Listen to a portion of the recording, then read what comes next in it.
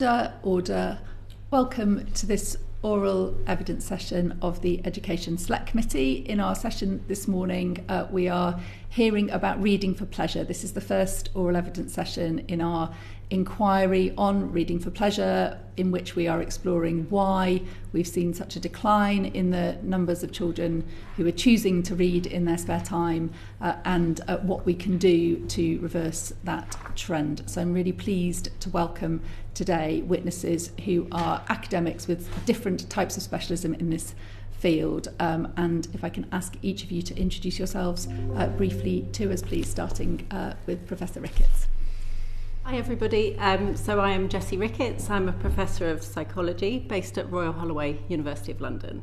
I've spent about 20 years researching language and literacy, and I'm particularly passionate about reading as children move through upper primary and into secondary school. Thank you. Dr. Taylor. Good morning, I'm an Associate Professor at University College London, and my research focuses on the mechanisms that underpin reading and learning to read. Thank you. Dr. Shinskey. Good morning. So my area of expertise is cognitive development in infancy, especially symbolic sensitivity, so understanding that you can learn something from a 2D platform and then generalize it to the real world, which involves things like picture books from the very earliest ages. So that's my current research. Thank you. Dr. Hendry. Good morning. I'm Helen Hendry. I'm a senior lecturer in primary education at the Open University. I started off with a career as a primary teacher and then a teacher trainer for many years. And my research focuses on pedagogy and teacher training for reading for pleasure. And I currently work with my colleague Teresa and leading professional development with teachers and initial teacher educators across the UK. Thank you. Professor Cremin. Good morning, my name is Teresa Cremin. I work at the Open University. I'm a Professor in Education and Literacy, and like Helen, an ex-teacher from the primary classroom and worked in teacher education for 18 years, researching reading for pleasure throughout that time, and now currently engaged in and continuing that journey to understand better how we motivate young children to read, what kinds of contexts, what kind of pedagogies, and what kind of role models do we need to provide to support them on their journey. Thank you very much. Really interesting wealth of expertise that we have in front of us today. Can I start with quite an open question just to get your introductory thoughts on this topic? If I can ask you briefly, there's a great deal of evidence setting out the benefits to children of reading for pleasure and also of being read to. Can you briefly give us an overview of these benefits? I don't know who would like to start with that. Perhaps Dr. Ricketts, yeah? I can start, absolutely. So I think we're all on this panel absolutely passionate about the importance of reading. And it has a wide range of benefits, and I think I'll leave it to some others in this on this panel to talk about the benefits in terms of enjoyment and so on. But for me, the main benefit of that reading and that kind of volitional reading and engagement that young people do outside of school is to support their learning and to support their understanding of the world, and particularly worlds that are not part of their lived experience. Of course, when we pick up a book, there may be characters and environments that are not part of our lived experience, and that is particularly important for people who are not moving around all that much and who maybe don't have access to those things. It's really important in school as well to make sure that children have access to learning. So I'll pass down. Thank you. Sure. I think I will focus on the kind of fact that books contain a really, really rich variety of language that we don't get exposed to in other contexts. So it's very clear from quite a lot of recent research that the book language is very, very different from the language you get in spoken context, in TV, in listening to podcasts, any of those other kinds of language that you get exposed to. Book language is really rich in terms of the vocabulary, in terms of the grammatical constructions, all of those really kind of complex aspects of language. And of course, you can't use those things in your own writing either if you're not exposed to them. So that would be my main thing I'd like to say about the benefits of reading, that you're really being exposed to a rich variety of language through reading. Thank you. Dr. Shinskey. Yeah, I'd like to add to that. So sharing books with infants, so looking at parents' motivations to read to their infants. some of the benefits are language. Not just infants can learn specific words from a particular book, but in general, the more an infant is read to, the larger their vocabulary is later, so there's a snowball kind of cumulative effect. But reading to infants also increases an infant's own interest in books as something that they would then go choose to do as an activity. Also symbolic thinking, so children need to learn how to read books, read maps, interpret information on screens later on. So understanding that you can learn about the real world indirectly from something as simple as a picture book that teaches you the name of, say, an apple is a benefit. But one I'd also like to highlight is in terms of relationships. So reading for pleasure with infants can be a bonding experience for parents and infants, especially if you need some quiet downtime before bed, for example. And so those are just some of the benefits of sharing books with infants. Thank you, Dr. Hendry. Oh, well, I agree with a lot of what's been said already. Certainly the book language offering not only enhanced vocabulary, but actually for early years and primary children, enabling them to develop a more complex understanding of syntactic structures, expressive and receptive oral language, and that's particularly through interactions with adults around that book, those book sharing experiences. Print exposure's been mentioned as being really significant, and additionally there's some interesting newer research around the way that children develop emotional awareness and vocabulary about emotions through those early interactions in reading. So there's a potential impact on behaviour and social emotional development through exposure to shared reading and interaction around reading.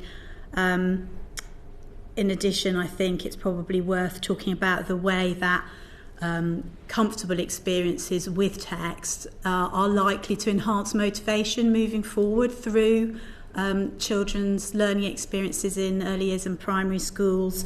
So those introductions through reading for pleasure enable children to want to continue reading for pleasure, so laying that foundation not only for literacy and language development, but for motivation to continue to turn to reading. Thank you. Professor Cremin. Thank you. I do also agree, but I think we want to clarify that there's kind of a longitudinal evidence available to us that shows a relationship between those children who have the choice and habit of reading, who are readers, who choose to read regularly, which is arguably what volitional reading is, reading for pleasure, choosing to do it in my time, not necessarily when Miss reads to me, although that might be a pleasure, but if I choose to do it in my own time, there are longitudinal studies that show us there are a range of benefits that are associated with that. And they include what colleagues have mentioned with regard to vocabulary and enhanced psychological well-being, that sense of academic grit, determination, but potentially at least as powerfully, the choice and habit is associated with richer reading comprehension and wider attainment. Not only that, but enhanced cognitive growth, development of empathy and potentially pro-social action, awareness of the consequence of my empathetic response to a particular text I'm reading. And there's very strong evidence too that our keen readers, those children who choose to read, have richer vocabulary, both spoken and written. So their writing is enhanced. So we have a wide range here of benefits that show the power and potential of being a reader, choosing to read in my time. That's not reading, that's being a reader. Let's make that really clear distinction. The OECD describe a proxy for reading for pleasure. They describe it as reader engagement, and that has 4 strands. One is interest and enjoyment. The second is a sense of control. I'm in charge. I'm the reader. Yeah? The third would be frequent and diverse reading practices. So I read a lot. I read what I want to read, not what you want me to read, but what I want to read. And involvement in the social dimension of reading. So I think we want to distinguish between reading, because reading can give you, no rudeness to colleagues, the skills and some of the language, but being a reader has consequences. Yeah? And that is, of course, correlational, not causational evidence, but it's hugely corroborated. Right from when Pisa and Pearl started, academics and researchers could mine the data on children's attitudes to reading and their engagement in reading under the definition that I've given, and then the consequences. So we can see many, many studies right across time, as well as longitudinal studies that show if you're an early childhood reader and you choose to read, then there will be different consequences for you, benefits associated for you. And I think that's why we're here, really, because that is the rationale, the underpinning research. And what I'd want to say at the outset here is this isn't about whether children can read, it's about whether children do read. And we have millions of children, because we've been successful in this country, who can read, but not as many millions who choose to do so. Thank you. So we're going to explore all of these themes in a bit more depth. I'm going to pass to Darren now to ask our next question. Good morning. A clear, long list of wide-ranging desirable benefits. What is it specifically about reading that secures those benefits as compared to other activities that children might be doing? Social interaction, playing games, being with friends and family, physical activity, even watching TV and so on. I mean, Dr. Taylor, you mentioned one of the benefits around the kind of the breadth of vocabulary and the richness of the vocabulary. What are some of the other things that reading specifically can do in pursuit of those benefits? Do you want to start with Dr. Taylor, and then if there is anything that others I won't want to repeat add? the point I made already. Yeah. So there's definitely evidence that the language that's in TV specifically isn't the same as the language that's in books. So we also, I've been thinking about, people might be thinking about audiobooks as a kind of alternative to reading books. And of course, audiobooks will contain all of that rich language structures and vocabulary that reading books does as well. But audiobooks are not always an easy alternative for everybody. So even listening to an audiobook can also be really hard for somebody. If they find reading difficult, they're likely to also find listening to an audiobook difficult. Not in every case, but verbal memory can be challenging for people who struggle with reading. So it wouldn't always be obvious that an audiobook would be an easy alternative to reading. And reading also offers something that listening doesn't, which is the concrete form of the words on the page, so that you can look back and check things that you have missed or you've not understood. And there's huge evidence from eye movement research that we all do this all the time when we read. We don't just read linearly, we read and we go back when we miss something, and we're doing it in every single sentence that we read. So it's not just when we're really misunderstanding things we have to go back. We do it constantly during reading, and you can't do that with listening to language. It's much more challenging. So I think reading offers like the language, but then it can be actually an easier format than listening for many people.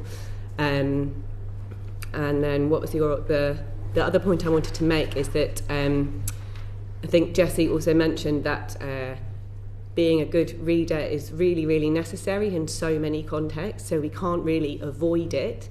And so, of course, you need to be doing loads of other activities, like physical activities, really important, socialising, all of those things. No one would ever want to take away from those wonderful activities too for children and young people. But we do all need to be able to be good readers and to read in many different contexts. So we kind of can't get away from that, I think. Yeah, I'll stop there. Just to build on what Joe's saying, I think there's a really important point that we mustn't lose sight of here. So you said, okay, there are all these benefits. There's vocabulary, there's language. There's also, let's say, well-being, for example.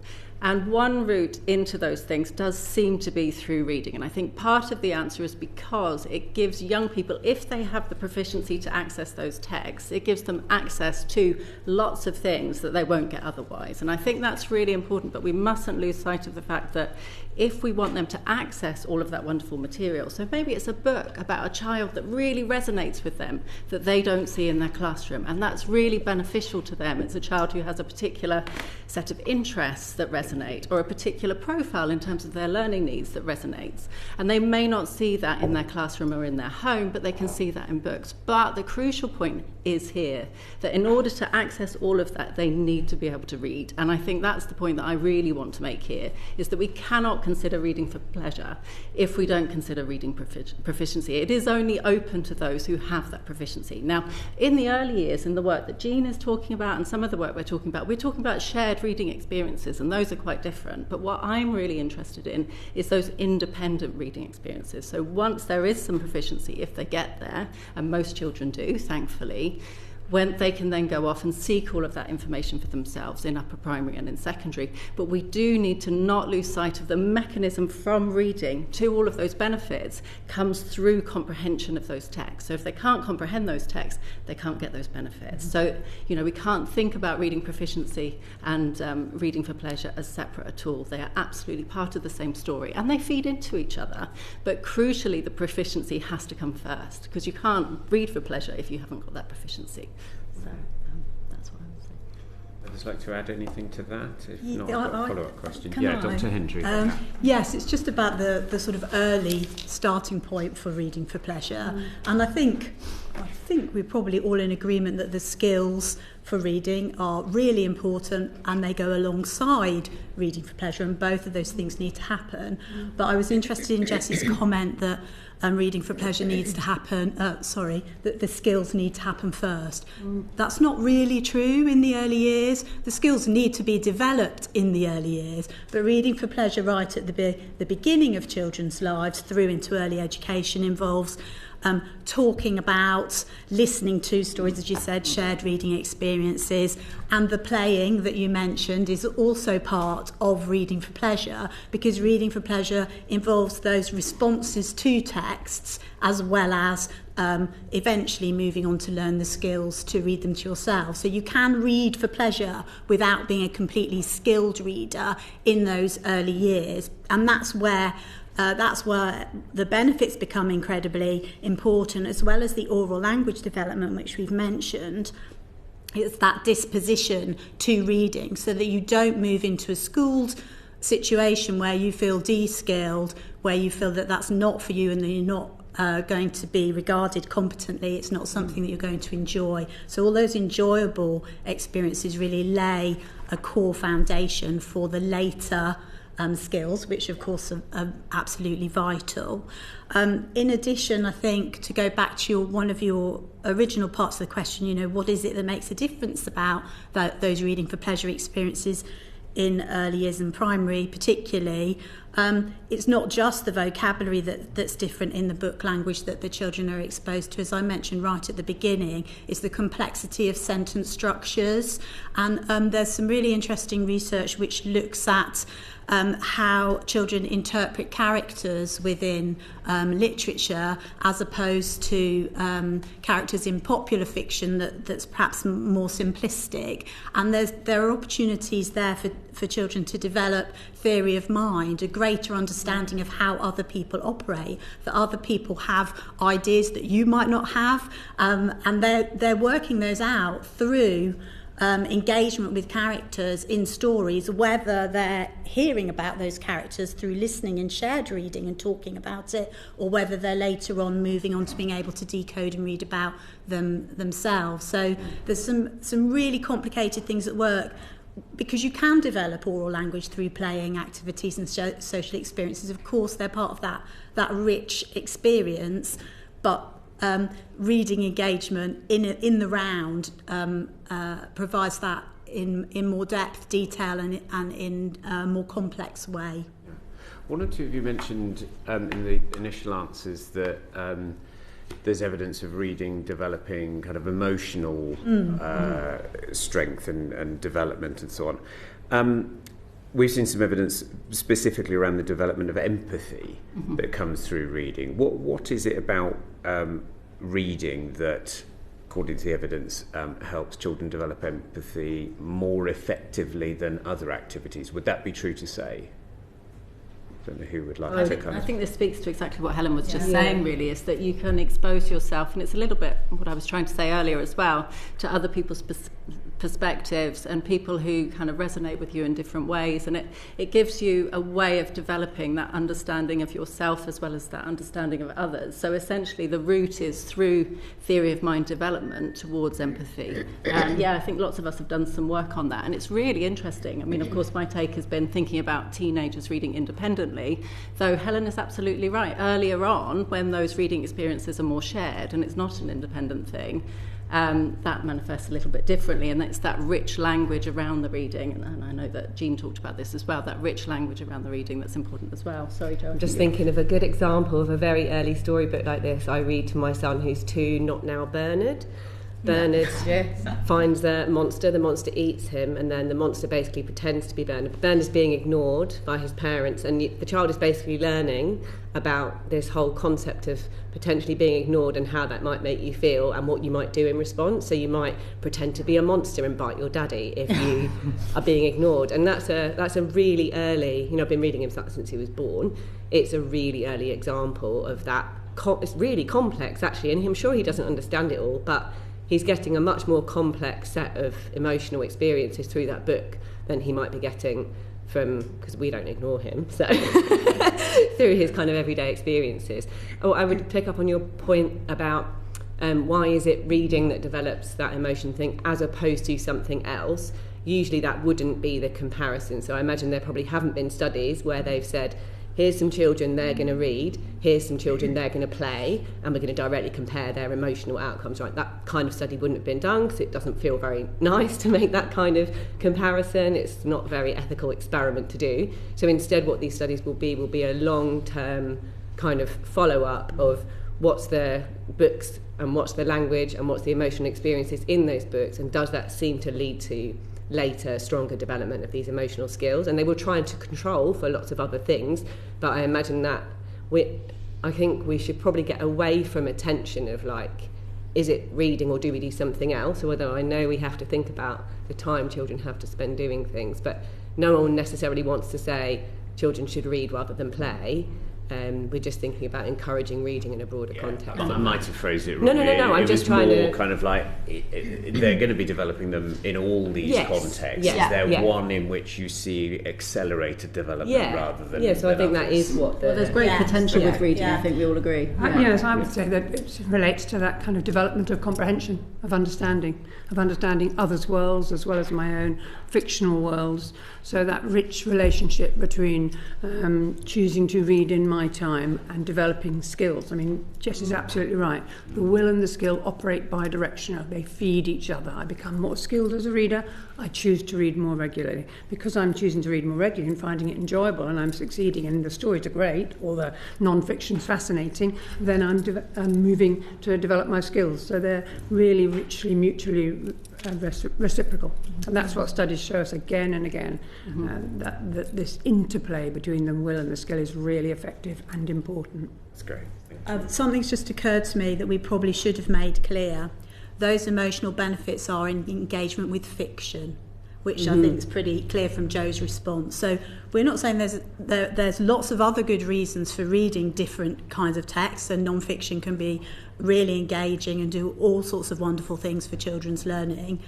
But the social emotional development comes with reading fiction and particularly talking and interacting about what's happening and what you've read. So there's a layer that takes that even further, rather than just, well, I read it and I thought about it, which might happen perhaps in an older age group where you have those reflective skills, but that engagement around it really enhances your social development. Can I add to that? I'm really going to need to move on, I think. I'm going to move on to the next question, if that's okay. Well, we'll go to Peter. Thank you. Thank you so much.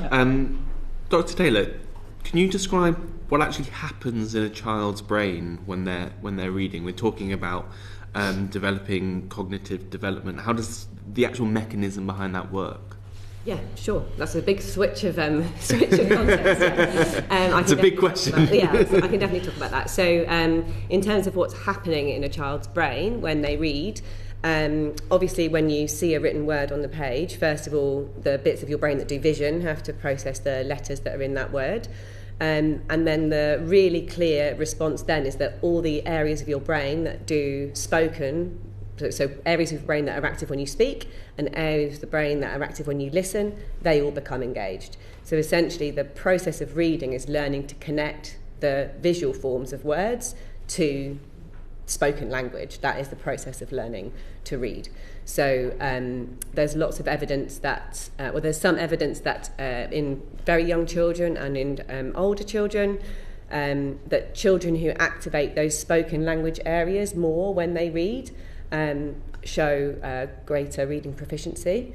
And that wouldn't be that's a correlation, so that's we're not saying that there's something about the brain changing that's changing their reading, but it's the point is that that activation of those spoken language networks is what's kind of relating to you being a good reader. So what you've got to do when you read is connect written forms to all that kind of spoken language information that you have.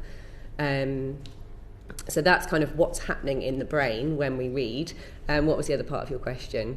Oh, that was it. Okay, fine. Okay, so I think I just want to emphasise that that kind of the neuroscience evidence really backs up what we know from psychology, that the kind of skills you need in order to be a good reader are to be able to go from the written form to the spoken form, and that's what we're doing with like phonics instruction, right? We're teaching kids to link the letters in a word to the sounds in a word. And that link enables you to then activate all those spoken language areas and knowledge that you need in order to understand the words that you're reading. I'll stop there. I guess what I would just add to that is to say that, of course, what we know about the brain is that it doesn't evolve very quickly, and that reading and writing are quite evolutionarily recent things that we're doing. So what we do, as Jo says, is we are relying on parts of the brain that are evolutionarily much more ancient, so the ones that support language.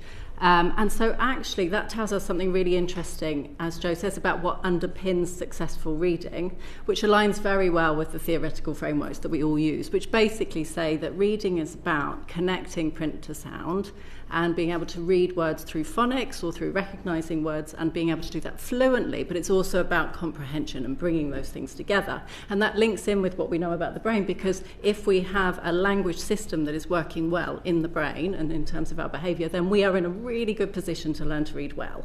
And so that's why it's fantastically important that when we're thinking about reading, we never lose sight of the fact that it is a language activity, and that what we need to be fostering alongside learning to read and reading engagement and so on, whether that's a shared experience or whether that's independent, is fostering that language and that spoken language as well. So this is why it's really encouraging to see this emphasis on oracy in amongst what people are talking about, and also the idea that reading and writing and literacy and oracy frameworks need to be together, and we need to support schools so they can work around language and literacy together. They're not siloed things, they're part of the same kind of story. And that emphasises what Dr. Hendry was saying about how important it is not just to read but also to talk about what you're reading and engage. Absolutely, and English teachers, exemplify that, don't they? If you ever go into an English lesson, it's just absolutely fantastic to see not just those texts, but also all of that talk and all of that oracy around it. Yeah. And the way that talk is volitional too. So, successful comprehension clearly does involve complex cognitive skills, but it also involves the willingness to make meaning, the willingness to voice my view and to have my view debated by others and to share our perspectives, rather than to have my view questioned and then checked by the teacher. So there's a kind of that interaction is very much a low-key discursive space in which we make meaning together, as Helen described, rather than necessarily a question-answer. Yeah. So that would be the teaching of English, potentially, checking your comprehension, your inference, your deduction. But if we're trying to foster volitional reading, choice-led reading, we're trying to create a space in which our voices are shared and viewed. Sorry, you go, Jeanne. Yeah, I was just going to say that, getting back to the question of brain development, that it's not just language. For infants who are doing shared reading, obviously they're not reading the print. They don't understand the function of the print yet, although they will as they get more experience. But it's not just language areas of the brain for infants that will be stimulated. It'll also be things like areas of attention. So listening to a story requires some sustained attention, but also memory, because a story will have a sequence. And for infants, obviously, it would be a very simple sequence, but it'll be other areas of the brain in addition to language that are getting stimulation. Yeah, when I was reading with my nieces when they were younger, and obviously they couldn't read the words, but they could look at the pictures, and I could say, where's the monkey? And obviously that's part of how we get them to engage with the whole process of reading, right? Yeah. Can I just, I think if we're going to, I just wanted to pick up on one more point about what we know from the neuroscience about reading development is the kind of really reciprocal relationship between how the brain develops and reading activity. So it's definitely not the case that we have like a brain that's fixed and that's going to determine our reading ability or our reading engagement. The research really doesn't show that. It shows that the brain changes in response to our kind of our abilities and also our experiences. So there's kind of a really good opportunity, I think, to think about how education and experiences for children can kind of support good brain development. And I think the relationships are much clearer that way round than to say we've got a fixed brain and that's going to determine our kind of outcomes. It's definitely stronger evidence the other way round, that we can change things from our abilities and our actions. Yeah. I'll bring Jess in and then we'll come to your next question, Peter. Very quickly, just to explore that a little bit more, there are obviously sometimes parents who may say, oh, I was never a reader, so, you know, that's probably just inherited. You know, you've probably just not got a reading brain. It's a bit like people who say that they've got a maths brain or a social sciences brain. Could you just sort of tell me a little bit more about how that isn't necessarily the case, it sounds? Yeah, so we shouldn't ignore the fact that there are genetic influences on reading. So on reading ability, much more clearly than on how much children read. There are clear genetic influences on reading ability, but they only account for a certain amount of what's going to happen to a child. And there's very strong evidence that educational experiences and the way they're taught can also hugely modify that. So it's definitely not that there's a kind of fixed kind of you've got a fixed outcome in any way, but there are genetic influences on reading ability in particular. Yeah. Thank you. Dr. Taylor, earlier you spoke about audiobooks and the way in which they don't necessarily trigger the same sort of development, but obviously for children with special educational needs and disabilities, including those with dyslexia or visual impairments, audiobooks can be a really sort of beneficial way to get into texts and into reading. What benefits do audiobooks offer, and how does that differ from reading physical texts, and how can we use that as a way of supporting young people with special educational needs to get some of these benefits that we've been talking about? So I think I didn't want to be negative about audiobooks at all, because I think audiobooks are really great. They contain all of that fantastic language, complex syntax, complex vocabulary, complex emotional, interactions, all of that. So audiobooks are amazing. My point was more that audiobooks aren't necessarily easier for children who struggle with reading. So I think this kind of comes back to thinking about why a child struggles with reading, and Jessie's done lots of work in this space thinking about the aspects of reading that they're struggling with. So if you're kind of very clear case of dyslexia in the way that we can think about it scientifically, where you've really only got a problem linking the letters to the sounds, that's the kind of very basic way of describing dyslexia, but the kind of core problem might be in learning to link the letters to the sounds, and you don't have any problems with any of your listening or your oral vocabulary stuff, then audiobooks are going to be amazing for you. And I've got numerous examples of people I know where that's the case, and it gives you all of that. But often children who have reading difficulties also struggle with listening and understanding spoken language, and so an audiobook is still going to be challenging for them. And in some cases it might be a good idea to have both of those forms available at the same time, so you might be able to read whilst listening along with it, because then you've got the printed form to kind of be able to refer back to. So my point wasn't that they weren't good, but more just that we've got to think about why they're struggling with reading, and so audiobooks might not always be an easy option for somebody that struggles with reading. Professor Ricketts?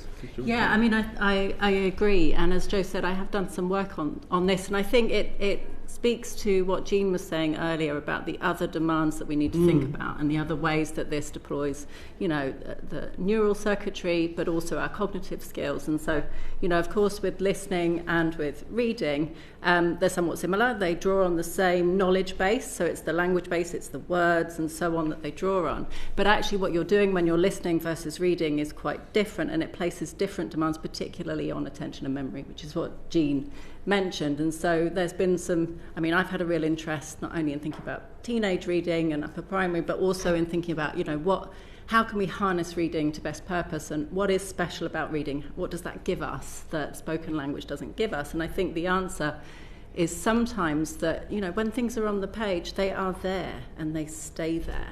And that you can very, very quickly see how that might reduce the demands on your attention and on your memory. So even if you're approaching that text with slightly less skill than the person sitting next to you in your class, that may still have some benefits for you. So I think Joe's point about we can't assume just because a young person is finding reading a bit tricky, that reading isn't still the best way for them to experience that information. That's something that we can check and probe, and we can think about, what are the barriers to their successful reading. But we certainly shouldn't make that assumption. Spoken language is really tricky. It comes and goes, and it's quite hard to keep it in mind. And that's why we've been so interested in the idea of harnessing reading for the purpose of learning, because of those different attentional and memory demands.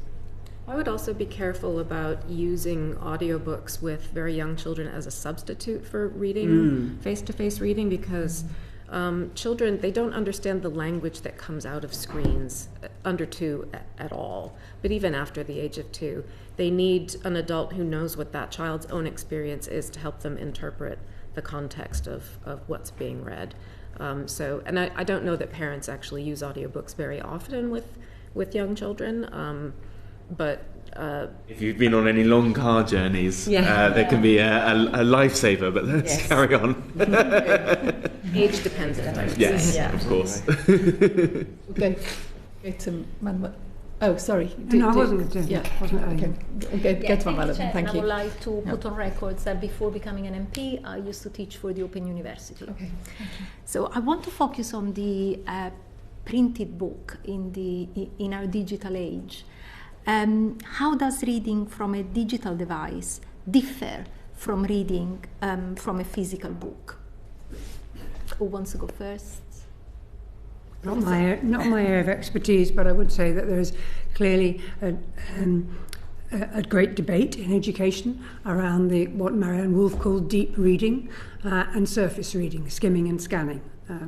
And so we have evidence from various studies that young people who are not accessing complex prose in various forms, whether that's in a picture book, or whether that's in a, like Not Now Bernard, or whether that's in a novel, it'll still be very complex, and the visuals to go with it. Those young people are developing understanding through sustained stamina, maybe through dialogue, through support by parent, but nonetheless they're sustaining their engagement with the text, as it were, over a longer period of time than one might on a phone or a digital device when you can move to the next piece. Yeah? So there's an argument around developing cognitive patience that we develop through an extended prose, whereas we may not be developing that same kind of cognitive patience and tolerance of complexity when we're skimming and scanning in digital. But then that isn't the case that we always use digital to skim and scan. So it's a complex space, but I think that's all I wanted to offer. Thank you.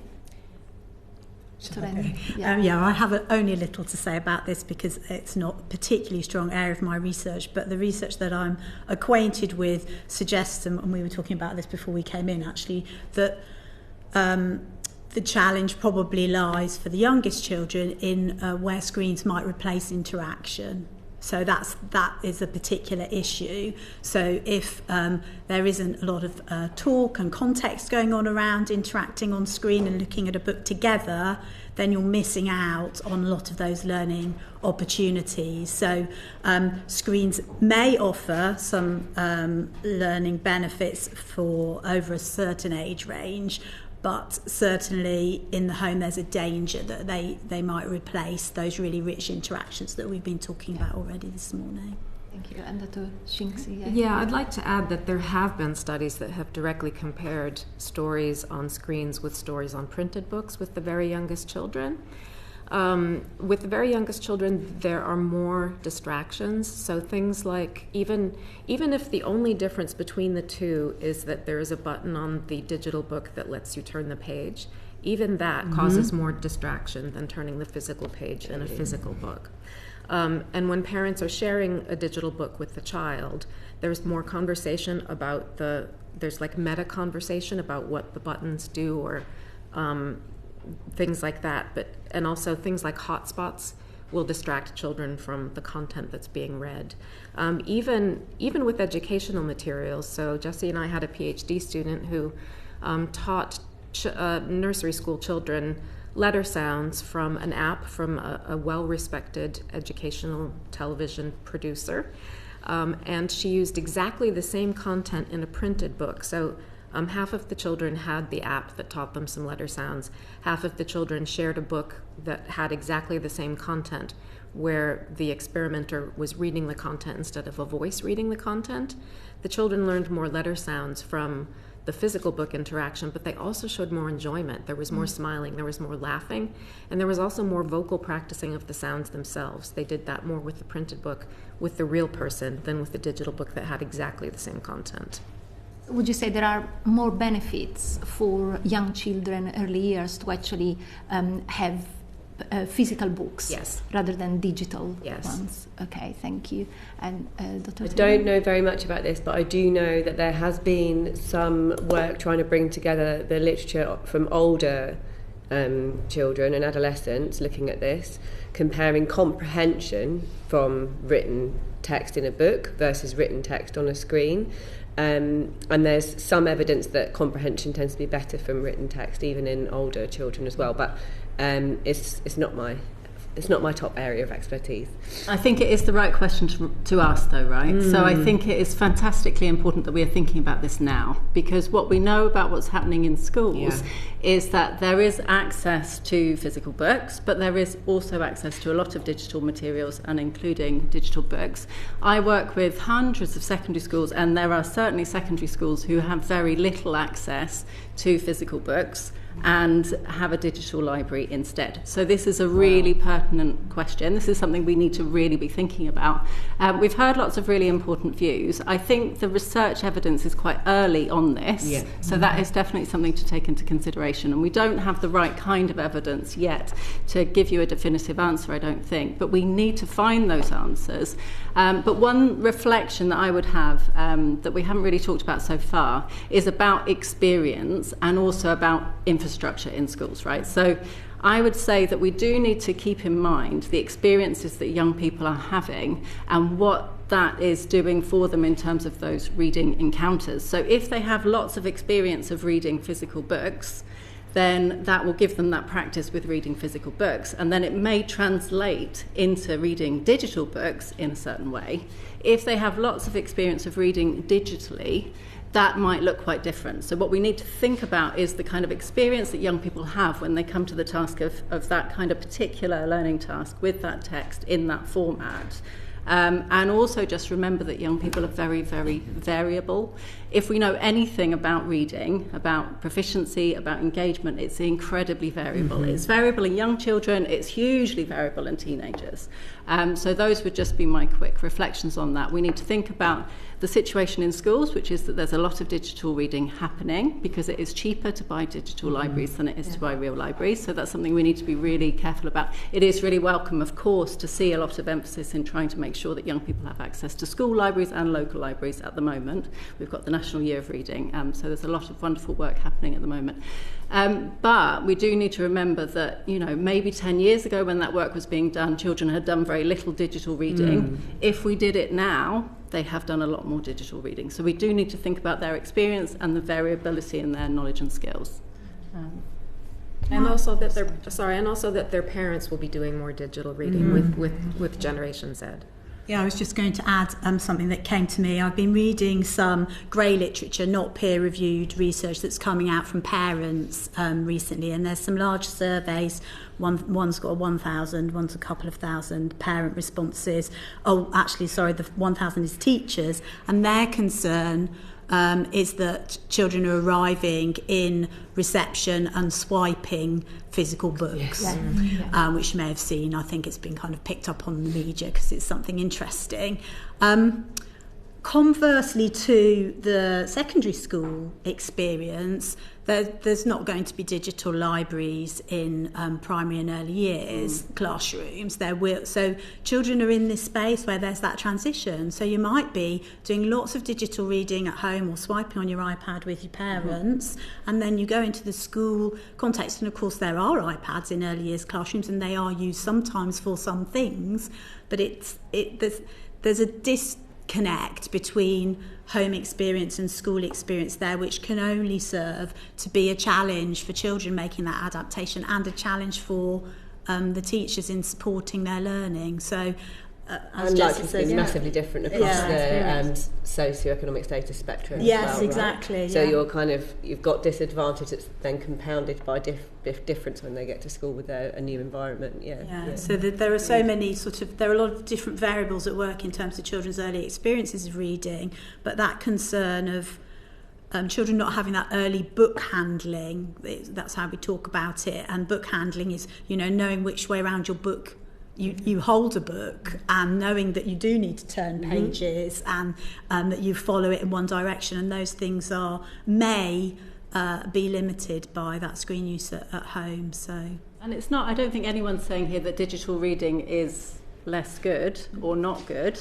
It's just about making sure that young people are prepared for the kind of reading that they need to do to access their learning. Actually, not just about accessing learning, right? It's also about accessing assessments. Some of the assessments that young people are doing are digital as well. So, and the way that we assess that learning. So it's just about making sure that our young people are prepared and they have the experience and the knowledge and skills that they need, whatever the task is that they're needing to do, however the reading is coming at them. Thank you. Bring Jess in. And just very quickly, is there any evidence that suggests that there is a tactile dimension to holding and reading a physical book that helps with the retention and comprehension versus, say, a Kindle? Or are you just as likely to remember, retain and comprehend a book on a device as you are in the physical object? I think that's a fantastically interesting question. I don't know of any research that looks at that. I think there's this is what I was talking about with older children and young adults. There is like a meta-analysis, which is like a review of the existing literature that says that there is a benefit for comprehension for reading on paper as compared to screen. Why? There's not that evidence, so I don't know if it's about the physicality or the touching or whatever. I'd imagine that effect is really strong in young children, though, right? The sort of physical interaction type thing. Physical interaction with books is for infants. It can increase their engagement. There isn't any research on whether it improves their retention or learning of whatever the content of the book might be. I guess we can come back to more general ideas though of like the something being physically present, and that's much easier in a printed book than it is on a Kindle. So it's really easy to know that in a printed book you can just kind of go back a page, and that's somehow a bit less obvious with a screen that you have to swipe. It's very easy to swipe too many pages at once, go forwards instead of backwards, whereas that sort of physical book is kind of very concrete and easier to go back and forwards in, and compare whether it's the same on the previous page. Even very young, I already noticed with my 2-year-old, he's like, it's the same on the next page if it's the same thing happening from the previous page, and that's very concrete, isn't it? So I think there's something about the concreteness of books that is kind of easy to go back and forth. One of the things, have I got 1 second to say one more thing? One of the things that Jeanne and I have been really interested in looking at with very young children is tactile features in books. And actually the jury's out a little bit. We're just beginning on this on this particular area of research. But what we did find is some evidence that tactile features in books increase engagement. And if engagement is the route through which children get into those books, then there might be a mechanism there. But we're just looking into that. Thank you. So my next question is about multimodal texts, such as comics and graphic novels. We know that this type of books have retained their popularity while overall reading has declined, and that might be because we are living in an increasingly visual culture. However, what does the academic evidence tell us about the benefits of reading this type of text compared to more traditional books. Shall I start with Professor Ricketts? I don't know that I have a huge amount to say on this, except to say that when we think about motivation, we can think about lots of different principles. And Sarah McEwen's work, for example, is really interesting about this in her Love to Read project. So she sets out a set of principles around motivation. And some of them are about kind of choice and access and time and resonance and kind of social interactions. And I think if you think about what's motivating young people in that way, then giving them choices of different kinds of text to read is really important. One of the things I've been quite interested in thinking about, haven't done any work on this yet, is different structures of novels. So we've seen an increase not just in graphic novels, but also verse novels. I don't know if you've come across those. And I wonder whether there are some really interesting things to find out about novels that are just structured slightly differently. And my take on it, I think, resonating with a lot of what we've said today, is about the demands that places on young people and thinking about that. So if you've got that graphic novel or you've got that verse novel, things are being structured in a slightly different way, which I think lends itself to engagement and comprehension in a slightly different way from a traditional book. So that would be my offering on that. Yeah, I think my point would just come back to the complexity of the language that's in these different types of reading materials. So the complexity of the language in a graphic novel will not be the same as the complexity of a language in a traditional novel, but the story structures might be as complex and the theory of mind stuff might be as complex, but there are definitely going to be some language things that you're not getting from a graphic novel that you might be getting from a physical a novel, for example. Yeah. Just that, I think one of the key things we need to revisit here is the power of narrative, the power of the nature of story that draws us in, that tempts us to want to know, to tempt us to turn the page. And that will be evident in a verse novel, in a graphic novel, in a story in a magazine or a comic, and indeed in a more traditional novel. And there are many, many studies from Jerome Brunner's work onwards, as it were, and before, that show the power of talking through story, not just in the book, but in the day when I've taken the child to the park and we're telling the story of the day. We think through story. People argue we dream through story, we structure our lives through story. So the power of narrative is seen not only in large-scale studies that look across, say, Jeremy Moss's work, that looks across 35 countries, OECD data, showing a strong relationship between reading fiction and reading attainment. That doesn't show up in the same way for newspapers, in the other OECD features, comics, newspapers, non-fiction and magazines. Yeah. So it's the narrative arc, I think, that is making the difference here and tempting the young people in. But in a graphic novel, you've got the visuals as well as the story. So even if I can't read all those complex words, I can interpret and intuit that story. And just perhaps I'm 7 years old and I haven't got the language skills yet to read it all, but it feels like a real book. Yeah? And it's not, it feels to me perhaps more upstep than the picture fictions that I used to be read to or read still. I mean, you can read picture fiction to Key Stage 3. That's not a problem. But if I don't feel that's a good book, if my identity wants me to think that's, a low-key book, but I can read a graphic novel. Yeah. And so I can become a reader. I can join the reading community in this class and be seen as a reader and accepted as a reader because I'm reading the graphic novel. Whether I'm solving every word on the page, I don't know, and I don't know of research that compares the two. But I think we do need to, going back to what Jessie started with, respect the reader's choice. Yeah. Mm-hmm. This is about reading for pleasure, therefore it's their reading, so it's volitional. So in order to, and we have many, many studies that show this, in order to support reading for pleasure, we need to give agency and we need to respect choice and allow it to be their reading and therefore give them the autonomy that they need to make their own choices. And if that is graphic novel after graphic novel after graphic novel and I'm the teacher, I'm not worrying about that, but I'm paying attention, I'm noticing, and I'm thinking, how can I introduce other texts so they don't get stuck in a genre? Mm-hmm. Yeah? Mm-hmm. But if they're motivated to read this genre for the first time, aren't I pleased? Yeah, it's so important as an entry point. I think, and it's not just about choice, it's about having that very supported kind of choice, and that's where those professionals in schools, it might be a teacher, it might be a librarian, and them supporting you with that choice and to broaden your horizons. But once you've kind of got a child hooked, I think that's half the job done. It's also about feeling success. So one of the things that we know about motivation, and is quite, I think, a really current topic of research at the moment, is the fact that it's not a static thing. So we are not either a motivated reader or an unmotivated reader, and that will be true of all of us in the room as well, right? It depends on what we're reading. And part of that, it depends, is about whether we feel success in what we're reading. If we feel successful, if it's not taking up too much bandwidth, too much effort, then we can really engage with it, and then we enjoy it, and then we'll carry on. If it's a topic that we're less interested in, or it's just really hard, when I'm reading the physics papers of my colleagues sometimes at work, I find that incredibly hard. I don't feel much success. I don't enjoy that as much as I do when I'm reading my very familiar kind of psychology papers. So I think, that point about kind of success and getting children hooked in whatever way we can is really important. Librarians are so important for doing that, and we see that every day.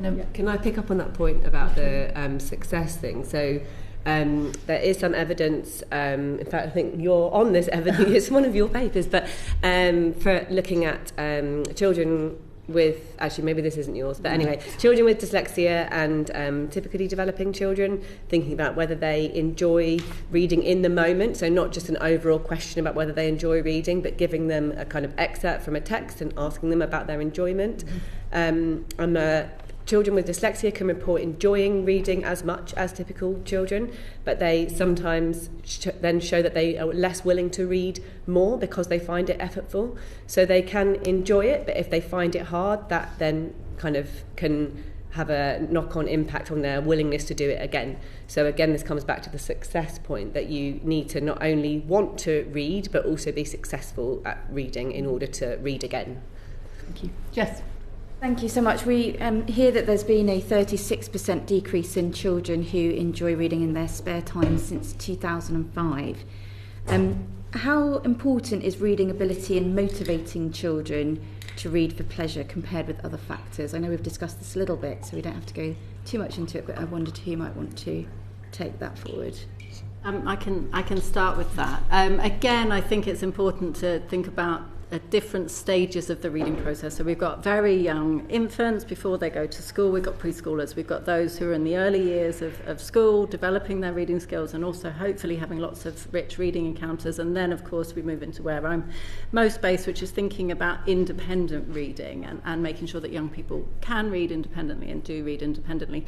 There, what I would say is that proficiency is fantastically important. Like, it's the access point. So what we want is young people to get into this wonderful virtuous circle of feeling success in their reading, being good at reading, then reading more, and then practicing that reading skill so that they get better at reading. So that's where we want everyone to be.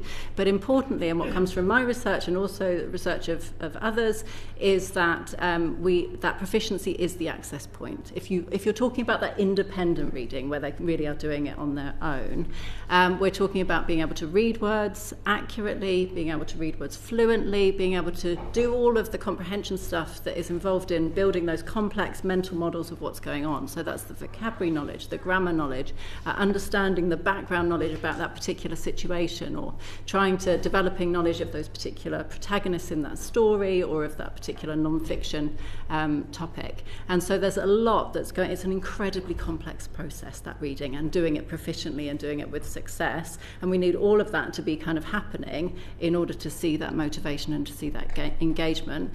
Just two more points very quickly before I pass on then. I guess what I would say is that proficiency in children and teenagers is incredibly variable. It's hugely, hugely variable, as I've said. There are also quite high levels of need as we move through upper primary and into secondary school. So we know that that's the situation. So that is something that we need to think about if we want to increase access and increase motivation and increase engagement.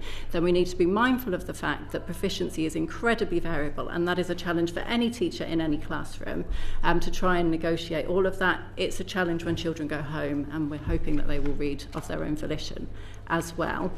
Just the final point I want to make then is just this point about motivation not being a fixed thing, and I think we do need to keep that in mind, that it will vary according to what children are reading and what the context and the text is. And when we think about the reading process, we need to remember it's the child or the reader, adult reader it could be, and the knowledge and skills and background knowledge and so on that they bring to the task, but also the complexity of the text that they face. And all of that together is going to determine the success and proficiency and also the engagement as well. Thank you.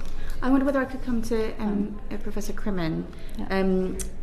We know that there are often motivating factors used with children, such as rewards, targets, competitions to encourage them to read.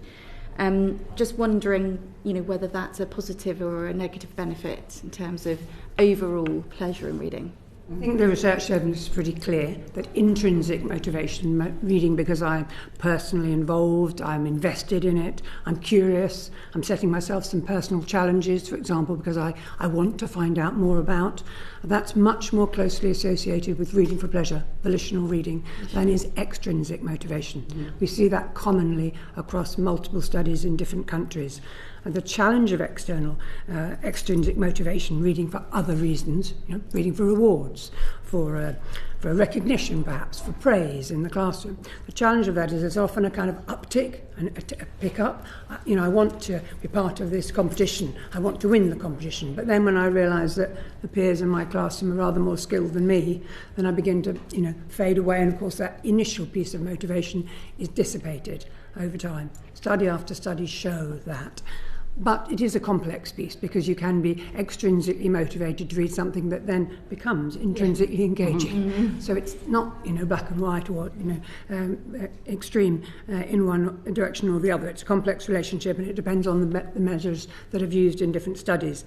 I think I want to introduce another strand here, though. I think there is evidence that young people are also socially motivated to read. They're motivated for relational reasons. Their peers, perhaps, are reading a particular story and I want to read it too, like the Harry Potter phenomenon that came around. I want to connect to others, perhaps. I want to hear what others say. We're reading chapter 6, and I read chapter 6, I want to know what they think. Did you think this? I didn't. I was surprised by that. And that kind of sense of engaging. Helen and I are involved in a study now, which I haven't done the full analysis of, but we can see in year 5, 6, primary school, young people are motivated by each other as readers. That sense of a community, not the whole class, but a subgroup of 3 here, 4 good friends over there, who are reading together, perhaps different books, but also talking about those books, but motivating each other to continue as readers. But I would want to push back a bit on what Jessie said about proficiency being the access point in some ways, because whether children choose to use that access point is a matter of motivation. Mm-hmm. I can have the access, I could read, I could choose to read, I don't want to, it's not for me, it's for the boffins. Oh, it's for the others. It's not my thing. I do football or whatever it is. You can see I'm being a bit stereotypical. So we have to support not only the skill set, we have to support the will. That developing that balanced provision where we're offering support for developing the desire to read at the same time as developing your skill is absolutely crucial. And there are studies that show when we get that balance better, then we have readers who choose to read and they can read, but they take that skill further forward. This leads me on actually very nicely to my next question, which is what would you suggest are the main causes of the decline in reading for pleasure among children in recent years? And I'll start with you, Teresa, and then go down the panel. Thank you. What are the main causes? I didn't make notes on this one. I'm just going to go in my sense of understanding. One is the ubiquitous use of technology, for sure. Another would be poverty. Access to text, the closure of libraries, the opportunity for young people to get books that are demanding and engaging and motivating. There's some American research showing that some children live in book deserts, areas where the only access to any kinds of text are low-level, no quality, that wouldn't engage your 2-year-old Joe, as it were, or any other 2-year-old, and therefore that holds young people back. I think another particular pressure is the curriculum pressure and the backwash of assessment, where teachers feel the need to work towards, in England, the SATs, but whatever the assessment frame is, and in accountability cultures, that's where teachers work to first. And so reading for pleasure can often be seen as a sideline, a nice to have, an extra, rather than actually a core part of what we need to be supporting our young people to be readers and to choose to read, to develop the habit that gives them the benefit. So I think that these various factors interplay, many more societal inequities in various ways, class, gender, whole range. But those, I think, are the key ones that are problematic. Thank you. Helen? I don't have a great deal to add to that. I'm thinking about, I think we have to frame it slightly as a societal decline. So we do know that there's research about adults not choosing to read, particularly coming out recently. And so that's something that's been going on now for a really long time. And then, of course, there's the impact on, Teresa already mentioned, assessment and curriculum. But if we think about our teaching profession, they are part of that adult societal group whose habits have changed and whose own knowledge of reading and engagement in reading has shifted over time. So there may be influential factors in that. And I'm not saying that there's a direct piece of research which says that's the reason, but they are things that we know in other pieces of research have influence on what's going on in classrooms and how teachers are prepared to support reading for pleasure. So I think that's probably my contribution to add to that list. Thank you. I would like to maybe add a qualification to Professor Cremin's point about screens. So I think there might be some evidence that reading motivation was in decline even before the most recent surge in tablets or phones for toddlers. So shared reading with infants has been declining as well as in adults and children. But some of the reasons are parental beliefs that is a school activity or an educational activity. It's not something we do for fun at home or for pleasure. Parents themselves, if they don't enjoy reading, they are going to be less likely to read to their child, or if they had negative reading experiences when they were school age, they might not feel confident about sharing books with their child. And stress is also just a number one factor of why parents say they don't read to their children more often, even though they value it and they know it's a good thing to do. It's lack of time, and if you're stressed and your child is stressed and it's bedtime, sometimes a screen is a lower effort thing than sharing a book. I think we probably all know that we don't know the answer to that question. There is not a kind of definitive piece of research that's going to tell us the answer to that question. So I think all of these points are really valid. I just want to pick up on Jeanne's point about parents reading with their children and how we might kind of, one way that we might help with that is that also parents may not have the skills base to do that. So they aren't going to feel confident reading to their children if they feel they're going to struggle over the words in the book. And there are large numbers of parents that might be true for. And there is some evidence that upskilling parents, so giving them the kind of letter sound knowledge and the decoding ability and the vocabulary, helping them with their vocabulary, can help increase their confidence in the amount that they read with their child. All parents they think it's important and they want to do it, but some of them just don't have the time and too stressed, but also maybe don't have the skills. So that can also be a cause of parents not reading with their children, that they don't have the skills to do that, or they feel they don't. Yeah. And that might be more common in multilingual households as well, if they don't feel they have the skills in whatever the languages that the child is learning or speaking at school. They worry about doing the accents properly or not being able to read properly. Yeah, and there's lots of evidence that they should just be reading in their home language, right? That is super important and really good. Parents should not be feeling that they only have to read in the language of school. They shouldn't see it as a school thing. They're reading with their kids in their home language and books in their home language, which might not always exist, in which case talking with them. But reading in their home language is also equally important, probably more important. Yeah. Okay, Jessie? Just two things quickly. I think these are all really important points. I agree with Jo, we don't have a definitive answer to this. So it is a really important question.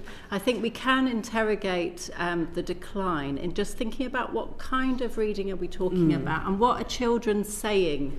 I assume we're talking about evidence where young people are reporting that they read less than their equivalents did some time ago. And I guess we need to think about the way that they are conceptualising reading. It slightly relates to Jeanne's point about, is it a school thing, is it a home thing? I wonder whether young people increasingly feel themselves that reading, in that very traditional sense of reading books perhaps, is a thing that's associated with schools. And in fact, they're doing a lot of reading that doesn't feed into their responses to those questions, because the kind of reading is not what they think we're asking about. So I guess we do need to try, in thinking about this question, to get our heads around where young people are coming from. And we've been trying to do this recently. So we've done a project recently where we're very much trying to engage with young people to empower them to ask their friends why they don't read and what they think about reading. And we found out some quite interesting things by doing things that way. I think sometimes if you ask children yourself, they give you a mixture of what they think, but also what they think you want to hear, or they're trying to work out, what are they asking me? Is it their framing of reading? Is it our framing of reading? So there's quite a lot going on in that situation. And so we've tried to kind of get away from that by empowering young people to be the researchers themselves, to work with their peers to try and understand the answer to this question. And we're going to be continuing that work. But a couple of really useful insights that's come already is that one thing that young people say is they don't see it as a social activity. Now, we know that this is teenagers, and we know that teenagers are very, very governed by their peers. We know that from a lot of the developmental neuroscience evidence that's out there, as well as other evidence, that young people are very, very guided by what their peers think and what their peers say, especially teenagers. And what they said to us was that they don't see reading as a social activity, and so they feel it's somewhat selfish. That's one of the things that they said, and it's a kind of internal thing. Now, that might be a really interesting thing to unpack in this decline. So there's something about how are we framing reading, and are young people thinking of reading in the same way that we're thinking about reading? And that's about interrogating that decline, I would say. And is it a real decline, or is it an apparent decline? I think the jury perhaps is somewhat out. It depends a little bit on how we define things, I think. But one thing that we could be doing more is asking young people themselves. Yeah. Right, thank you. That's 8 to 18-year-olds, so not just teenagers. Yeah.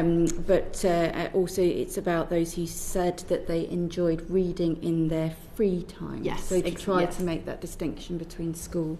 Yeah. It also might be worth picking up on whether young children, what they count as free time, and whether there's been a decline in free time. So that might be something to investigate in thinking about that question. So maybe they're not reading as much because they don't feel that they have as much free time. Can I just check whether there is any evidence that reading time is being replaced by time on screens in any of your research? Not in my research, but as I was saying, some of those kind of parent reports of what's going on in the home, those large-scale surveys, which are grey literature, that suggests the case, but no, not in our own research. Just a very final point. You mentioned the curriculum pressures. Is there any evidence that the actual curriculum, in terms of particularly over-focus on grammar, can diminish a love of reading into something that is so much about the analysis of the work that may detract from just that kind of love of just reading the story to understand the narrative and the characters? Is there any... There's no evidence that I know of in that regard. Curriculum per se is very rarely studied. It will be studied within context of a particular school who would enact a curriculum differently from the school, 20 yards away down the road. So the way in which each school creates a curriculum, makes that curriculum manifest, will be very different, even if it's a national curriculum. I mean, reading for pleasure, volitional reading, choosing to read in your time, has been mandated in our national curriculum since 2013. Yeah? And here we are, 2026, exploring it. And that's fabulous. I'm delighted it was mandated, but it doesn't mean it's suddenly delivered. There's a difference between, policy, curriculum, and then enactment at a local level. But I think one of the things we want to remind ourselves here, and I was linking it to Jessie talking about identities and young people's, the peer identities, is how children see themselves as readers matters. My sense of self-efficacy as a reader, I feel good about myself as a reader. There are studies that show that those young people who do feel successful and are successful as readers, they tend to be more intrinsically motivated, and that intrinsic motivation is related to my self-efficacy and to reading attainment. So again, we revisit that sense that if I desire to read and I feel good about myself, or at least if I feel good about myself as a reader, I choose to read, then I develop my skills as a reader. So it's that kind of revisitation. And I think readers' identities are what we don't pay enough attention to in school. We tend to see here as if there's reading for pleasure activity over here and there's a reading skill activity over here. What we're developing is an identity of a human who sees themselves as a reader, as it were. And the adult identities, as we've seen from the State of the Nation work, from the Reading Agency in this country, in Bone et al., across, as Helen was saying, in US, adult reader identities are on the decline. More adults saying, I don't see myself as a reader, I've never been a reader. What are you asking me about? And reading's nothing to do with me. Well, if we haven't got reading role models in the home or potentially in school, how do we support our young readers of tomorrow? Thank you. No, sorry, can I come back to your point about like whether ways in which things are taught might turn people off? Because I think we can think about that in with respect to the curriculum and assessment at different times in points in development and points in children's kind of school career. I think that often it's not necessarily the recommendations that might be wrong or off-putting, but it might be how teachers feel they have to, what teachers feel they have to do with them. So there are ways of teaching grammar and syntax and all of that stuff and getting children to understand that stuff that's actually really rewarding and really enriching and enables children to use those complex constructions in their own writing, and they enjoy that. But it can be taught in different ways, right? So it might not be the recommendation that's wrong, but about giving teachers more information about how they might teach that thing. And some teachers will feel really confident about that, and some teachers will feel less confident. And we can see the same thing when we're thinking about like phonics in very early assessment. That is certainly not by definition in any way a turn off, and it's usually taught extremely well. But when teachers feel under pressure about assessment, they might then devalue other things. So I think we kind of need to think about the recommendations, but then how they're interpreted in schools and how they're enacted might not be always the same. Yeah. Thank you. And we'll go to Darren now. Thank you. Thank you. We're going to move on to think about best practice in early years settings and schools. And my initial question is to Dr. Hendry on this.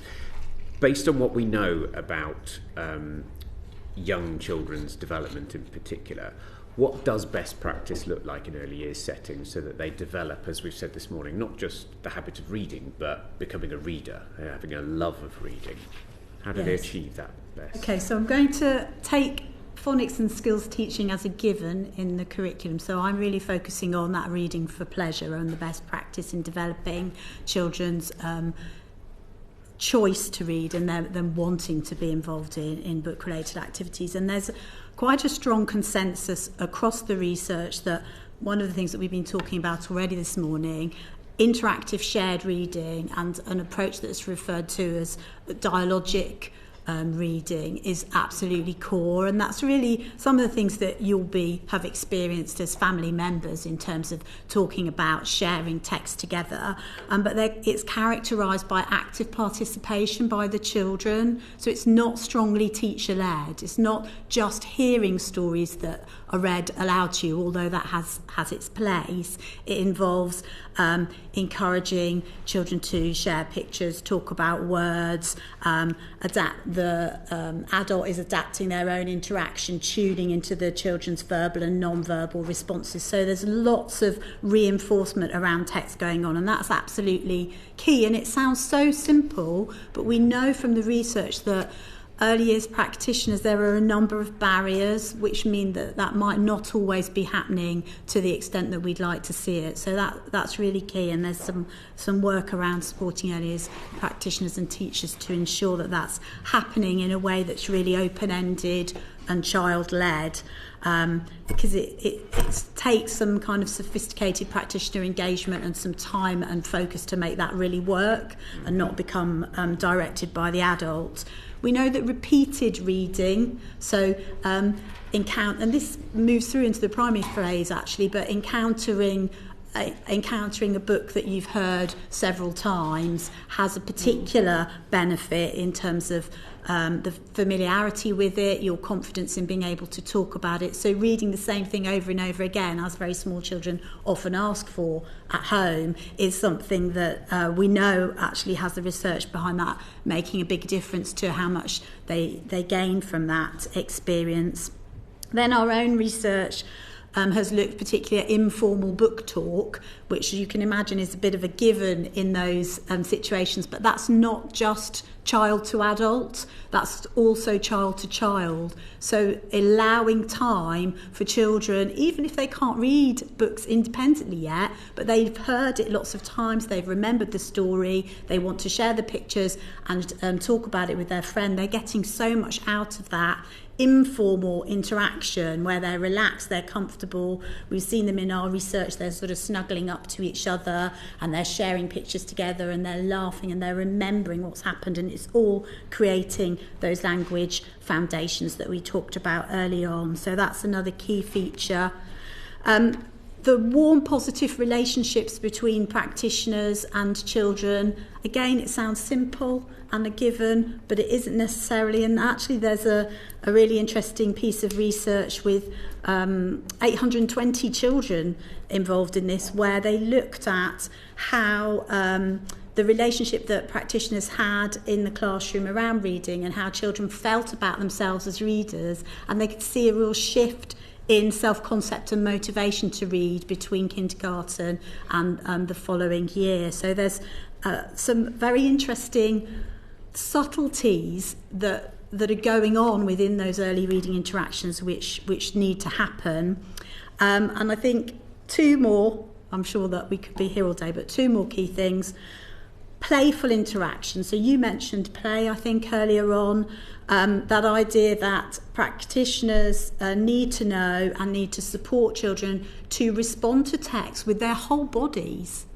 And there's some really interesting early years research around not just copying gestures that adults are doing, but responding in your own way to a text enables you to remember it, enjoy it, and get more out of that experience, because children learn with their whole bodies at that point in their development. It's fascinating stuff. So playful and embodied responses to text, going away and playing the story, allow them to really get into what's happened and learn much more from it. And the last thing I'd say is that adults in best practice in earlier settings need to monitor and respond to that engagement. So some of it's responding in the moment, that spontaneous reflection on practice and noticing what the children are doing, but also, and this is when you move in, through earlier settings into the early stage of primary school, noticing children's interactions with each other, noting down what they've been interested in, what's motivating them to read, and building on that. So seeing reading for pleasure as a space where you are engaging with formative assessment that's informing your practice in the way that you would in any other subject discipline. And I think that's sometimes where things have sort of fallen down, where there's this idea that it's just something nice that children are doing, but it could be dramatically enhanced if just a little bit more kind of serious attention was paid to it, and so there was some further support for practitioners of how to do that.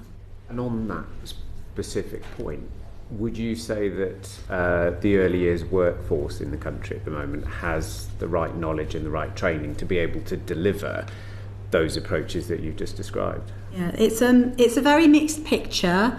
I haven't researched in early years in the early years workforce, but I'm very familiar with the research in that age group. And what we know is there's some confusion currently, particularly around the role that skills play and where and when phonics should be happening. So we know that's part of the curriculum, and it's really important, as we've mentioned, as a foundation of skills.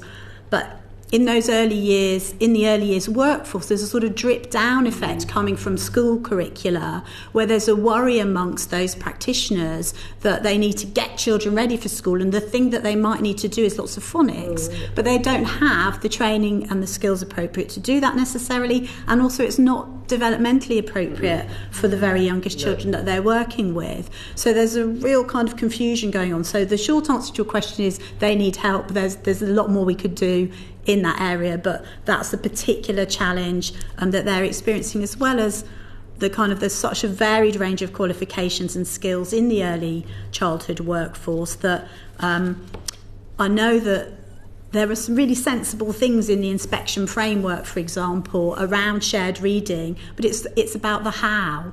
So there are statements saying that Ofsted will go and inspect early years settings and look at whether shared reading is happening, but do the practitioners really know how to develop those kind of interactions that are supporting children to want to read, to talk about reading with their friends, and all of the wonderful things we've already talked about this morning. So I think there is definitely more work to be done there, and actually in the teacher workforce too, not just early years practitioners. There's still some confusion where the focus, perhaps rightly so, has been on skills, but that balance has been missing for some of our workforce. Okay.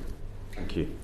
And if I can jump in on best practice at home, because children are coming into reception, having had some home experience hopefully with shared reading. Parent modeling is probably one of the first points of best practice, is show your child your own love of reading. But also having realistic expectations. Expect children to have a short attention span.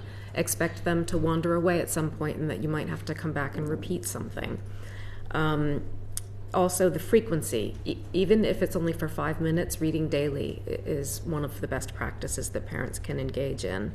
And engaging in the sort of dialogic, so shared reading is a dialogue, so extending on your answers to your child's questions or relating it to their own life, that sort of thing. There are all kinds of things that parents can do at home that they might not know about for best practice for bringing their children up to be readers before they even get to school.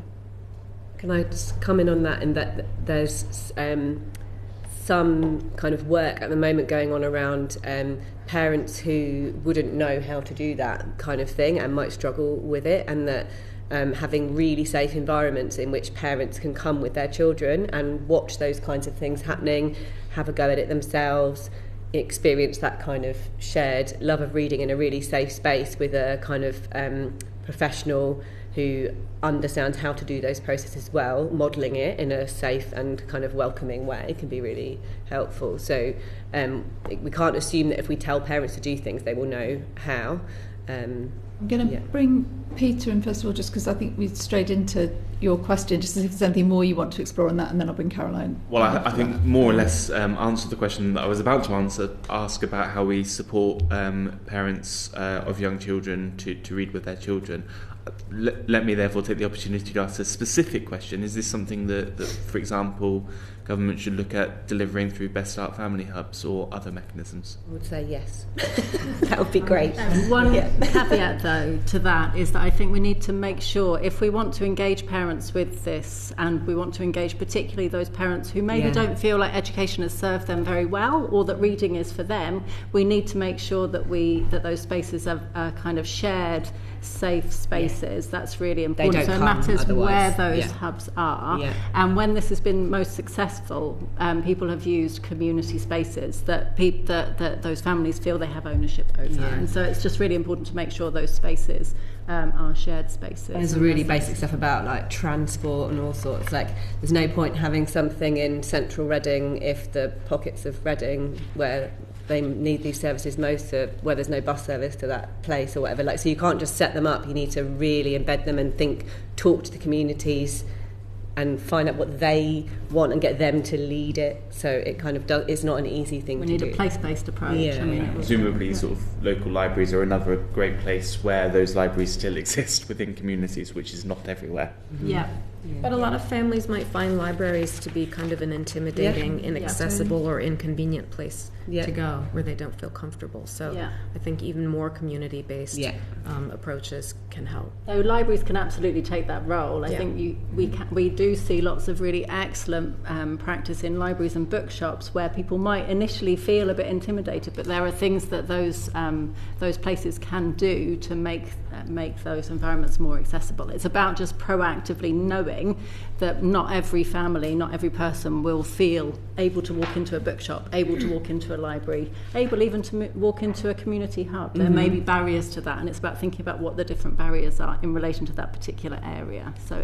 And I just add, making sure that whatever the support is for parents, it starts from a respectful point of view. They are already engaged with their young people. They are already reading with their young people in many ways, digital and in print, as it were, and building on what they do rather than trying to impose a kind of set of apparent panaceas upon them, as it were.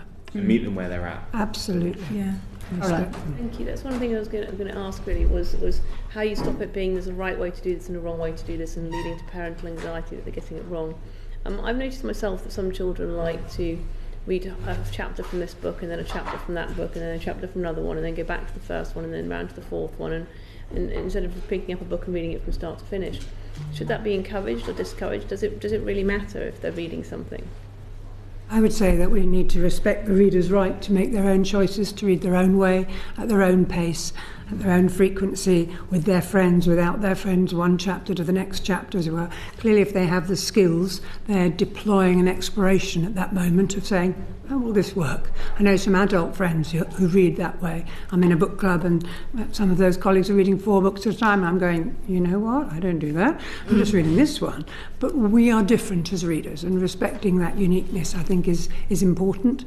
But that would probably only be with a more able reader who's got that kind of... But I mean, a lot of the work coming out of Singapore, Jeanne, an academic there, is documenting ethnographically teenagers reading in the lived world of reading. So in that particular fascinating study, we're beginning to find out that young people are reading in many different diverse ways, on and offline, in print, in books, and in other texts. And really making their own journeys as readers. Now, these are skilled readers. These are children who are choosing to read. They are volitional reading. But I would say let's respect that rather than intervene and say there's one way to do it here. That would be We've got time to come back to best practice in schools a little bit. Well, I'm just about to ask. So, what are the best evidence-based approaches that schools can take to promote reading for pleasure? I'll start with Teresa. I'd call this the parents' question, which is, does World Book Day work? Well, I think there is evidence to suggest that there are a variety of different approaches that are individually and socially oriented that are kind of optimal, really. So I'm in a classroom, for example, or I'm running up to World Book Day, and what am I doing? What's my provision for reading for pleasure? What is my intentional plan to nurture these readers to choose to read in their own time and to develop the habit? That's my responsibility. I'm an educator. Somebody earlier may have developed their skills, or I may still need to be developing everybody's skill in this classroom. Yeah? But I have a responsibility also to nurture them as readers in their own spaces.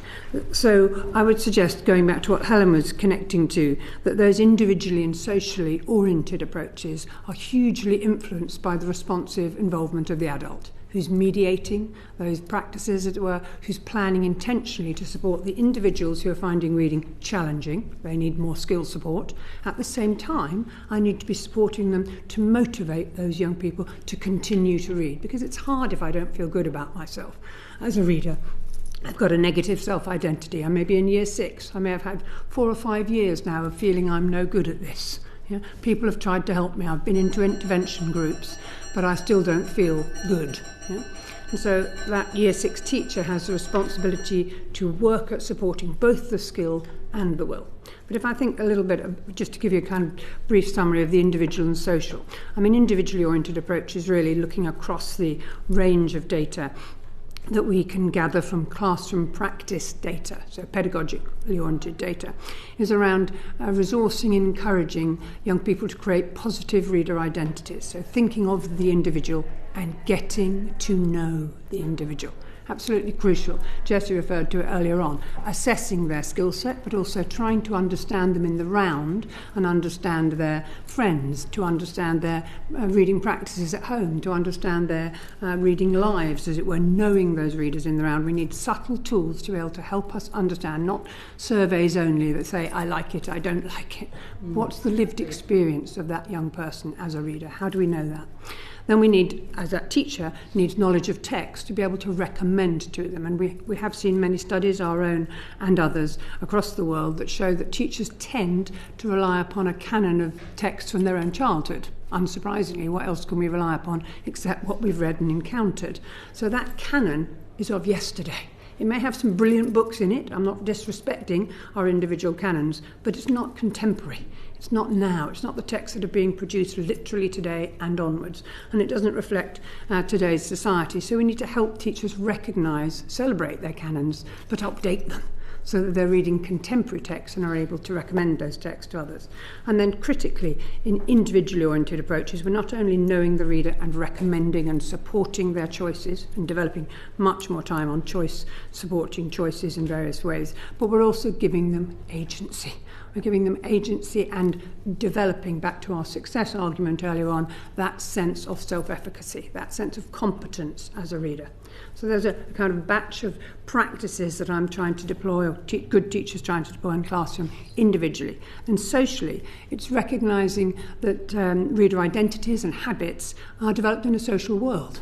And so we need to have socially oriented pedagogies that enable young people to make connections with others, to have affinity groups or friendship groups. The three of us are trying to finish this graphic novel, whatever. We've only got one copy and we're sharing it, back to your comment, between us, because we're moving it around. Because we've each promised we'll have one chapter each. And we're so excited, and now I'm reading something else different, but us three are connected. And now, as a teacher then, back to our book talk research, we found that those socially oriented pedagogies help children feel they belong. They belong as a reader in this classroom because we are readers. Not we're doing reading, but we are readers, a very different point. And in the context of that socially oriented, then we need the adult role models that have been referred to in terms of parents, in terms of teachers. And so if you go back to your question around World Book Day, I would say if you've got a rich reading pedagogy in your classroom, every day in that phrase is World Book Day. Every day I'm trying to support you 32 as readers. It's my job. Yeah? Because I know the research evidence says academically, socially and emotionally, if you're a reader, it'll make a difference. So I think we need to be really clear about that. It's not a kind of an occasional piece, and World Book Day, the organisation itself doesn't argue that. Is when we've just finished some podcasts with them about how do you spread World Book Day practice right through the year. You know? Okay. But I think the piece to move on and hear really from sorry, other witnesses on that question. Can I just ask, does anyone have any particular approaches that work best for boys? Because we know there is a gender divide, and that boys in particular are at their lowest level ever of reading for pleasure. Only if you have any evidence specifically for supporting boys in school. No. And are there any particular approaches that have been demonstrated not to have an impact on promoting reading for pleasure? So are there any things that are regularly done in school settings that actually the research shows actually just doesn't really work? I would say the orientation, back to your question about extrinsic motivation, the orientation to positioning reading for pleasure as a kind of ought to, you should, obligation, requirement. School I work with called it required reading time, which is kind of tempting or not. Yeah? So if you kind of make children, we can't make them read for pleasure, but we can entice, invite, model, engage. But there is a kind of pressure in some schools to be reading, to get on and do reading. And so perhaps the worst case scenario would be we have independent reading time and you will read. Yeah. We're not giving you book talk time. We're not supporting you to make choices. We're not reading aloud to you, but you will read in this time. So there's no infrastructure to encourage you. Okay, brilliant. Thank you. I'll bring Peter in briefly and then go to Darren. Many of the primary schools in my local area have reading champions, so young people themselves who are sort of chosen to sort of promote reading within the class. I just wanted to ask, from your experience, what effects this has on that social aspect of reading, on young people themselves feeling agency, but also on the way that schools attempt to sort of foster student voice and a sense of democratic engagement with the school day around reading.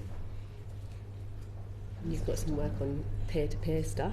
Yeah, I mean, I think that sounds like a really positive approach. It sounds like a very, very good approach.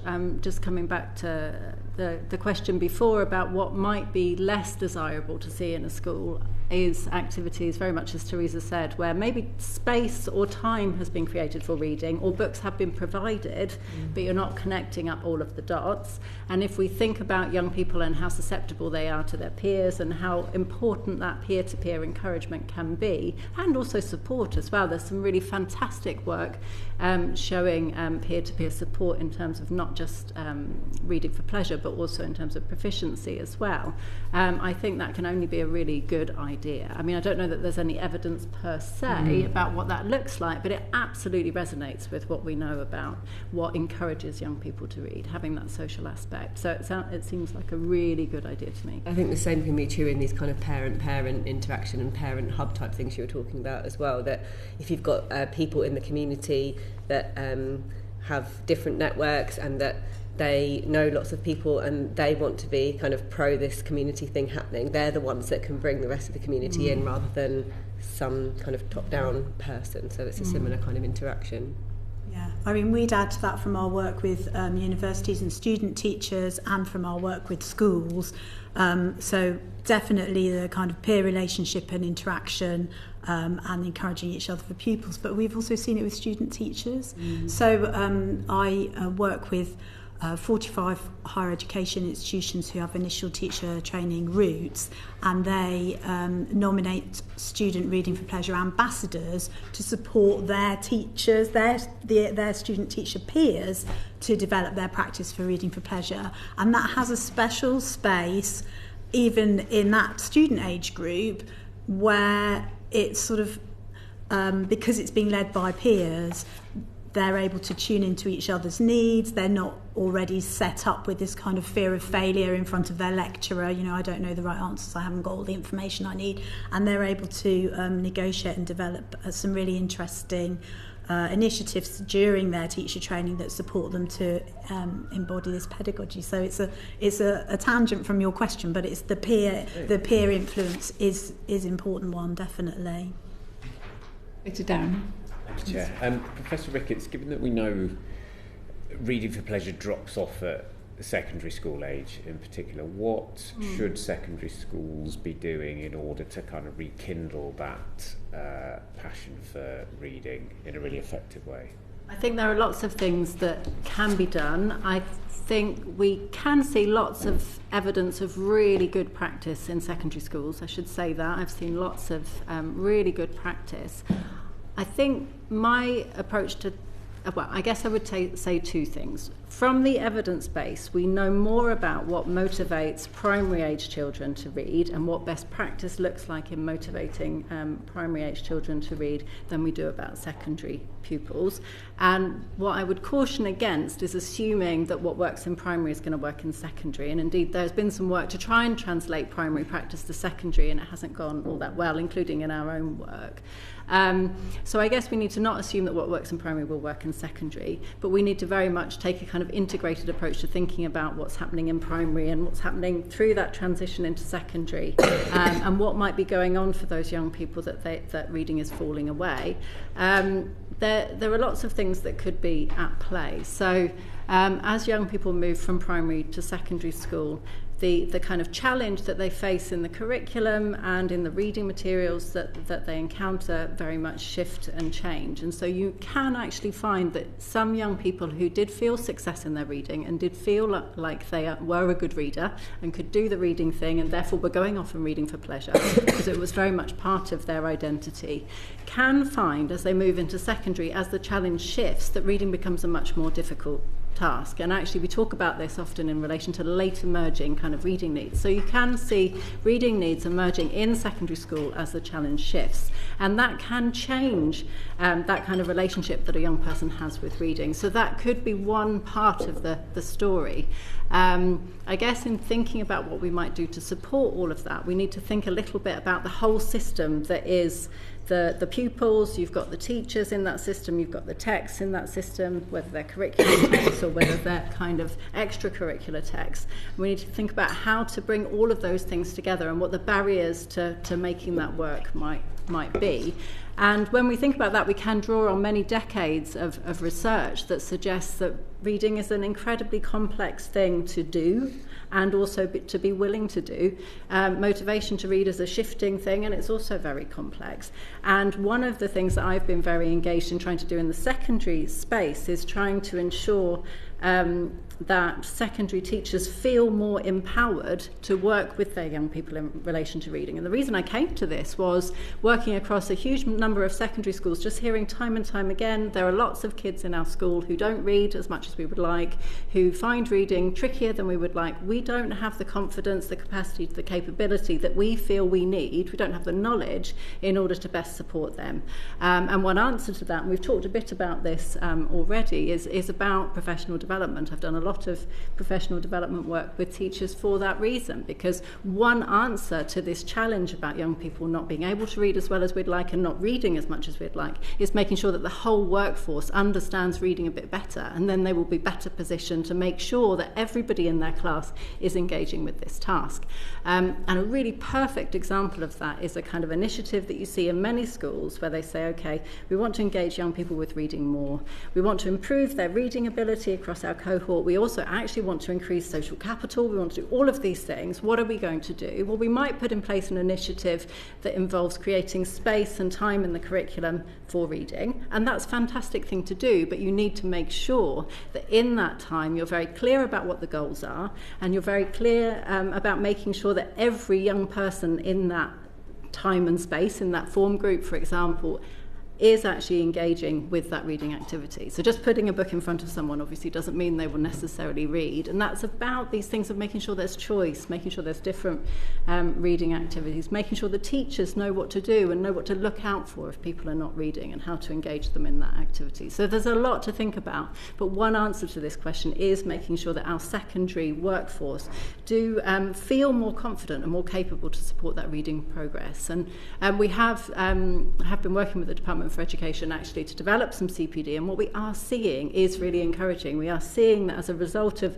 sometimes some quite quick CPD that only takes an hour, teachers reporting that they feel they have much more knowledge about reading and the complexity of reading. They feel more confident about supporting reading, and that is reading proficiency but also reading engagement, and that they feel that they've got much more capacity for it. So we are seeing some really positive signs. So there's a lot to do, but one answer is to make sure that teachers have that confidence. I'm going to bring in Caroline and then we'll go to Manuel. Thank you. I wanted to ask about the sort of themes that you see in teenagers. Often the group does teenage and young adult books or teenage group of books. There's quite a range of maturity within that age group, and one of the things that I know can make some people concerned is ensuring that when their children pick up a book, they're not going to be exposed to themes that are more mature than they would wish, or specific themes they don't want them to be exposed to at that age group. What sort of information is available for parents and teachers and for young people to see what sort of themes and what sort of what they're going to learn from the book before they read it? I could start quickly. I mean, I think this is, again, I've talked about the importance of librarians before. I think this is where librarians are fantastically important. It's actually a really difficult task as a parent. I'm a parent of teenagers, and as a teacher, I work a lot with teachers. I think it's very challenging to be up to date. I mean, we've heard about the canon, the shifting canon, and having that knowledge about books and about the contents of books is very challenging. I guess what I would say is it's really important to engage with librarians, really important to try and create within schools and within public libraries as well opportunities for supported choice.